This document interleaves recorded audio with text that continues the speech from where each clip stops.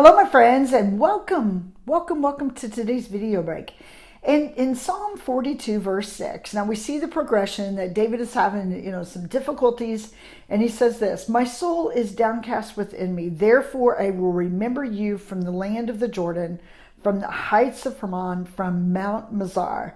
So it's interesting that David now recognizes that his soul is in a bad place. We've all been there. In that place where it seems empty, where it seems nothingness, it seems discouraging, it's despairing. But all of a sudden, we start recalling some memories of where we met with God in a powerful way. We start recalling who God is.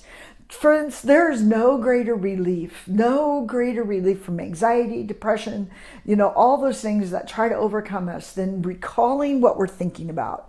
And oftentimes, during times of despair, our mind begins to wonder, begins to focus on things that aren't right, begins to focus on things that are anxious, but when we interrupt those thoughts and we start feeding it thoughts of remembrance of who God is, and remembrance of what he can do. But here's really cool: what God has done, what we know God is capable of doing.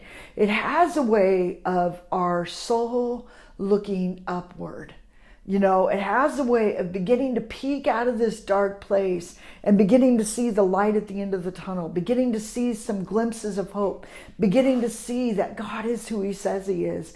And it starts removing some of those moments, those momentary lapses of, being sunk in this despair to a hope-filled life. Now, I've learned and I'm sure David has, as well, that we can't, when we start going down the road of discouragement, we can't allow our emotions to be the lead, because all that is going to do is continue to lead us to a place of more despair. When we're in an emotional downcast place, it just continues unless there's some rhyme or reason to get us out of it.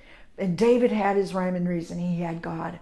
He sought out God. He remembered God. He's banking on those memories of where God was at and who God is.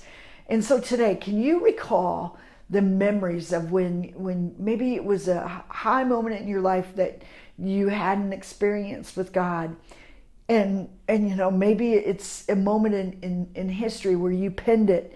Maybe you need to go back to a journal reading and just remember those moments. Maybe you need to connect with a friend that's helped you before to connect with God, and have that moment of where your reasoning and your heart and your soul begins to resonate, and once again, with who God is.